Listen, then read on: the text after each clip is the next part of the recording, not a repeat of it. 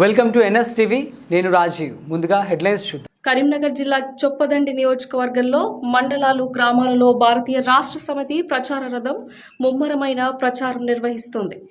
అందులో భాగంగా గంగాధర మండలంలో గల అన్ని గ్రామాలలో ఈ రోజు ప్రచార రథం భారతీయ రాష్ట్ర సమితి పార్లమెంట్ అభ్యర్థిగా ప్రకటించినటువంటి బోయిన్పల్లి వినోద్ కుమార్ కు మద్దతు తెలుపుతూ ప్రచారాన్ని సాగిస్తున్నారు.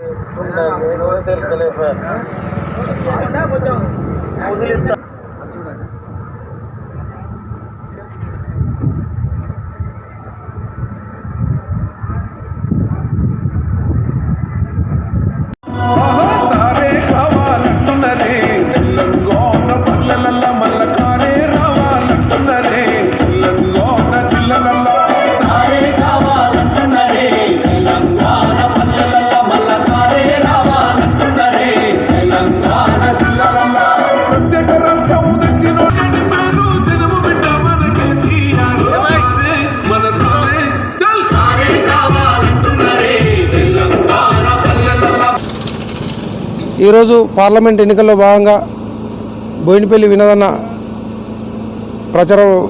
గెలుపు కోసం ప్రచారంలో భాగంగా గంగార మండలం ఘర్షకుర్తి గ్రామం రావడం జరిగింది. ఈ చొప్పదండి నియోజకవర్గంలో ప్రచారానికి ఎక్కడికి వెళ్ళినా, ఏ గ్రామానికి వెళ్ళినా కూడా అపూర్వ స్పందన కనబడుతుంది.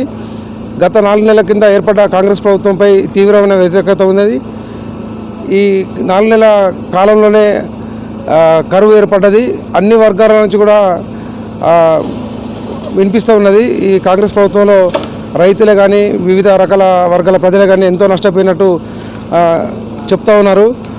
కాబట్టి ఈ రానున్న రోజుల్లో మన పార్లమెంటు గొంతుక, తెలంగాణ గలం, మన బలం బోయినపల్లి వినోదన్న గారు తప్పకుండా ఈ రానున్న ఎన్నికల్లో, పార్లమెంట్ ఎన్నికల్లో ప్రజలందరూ కూడా కారు గుర్తుకు ఓటేసి గెలిపిస్తామని గంటాపదంగా చెప్తున్నారు.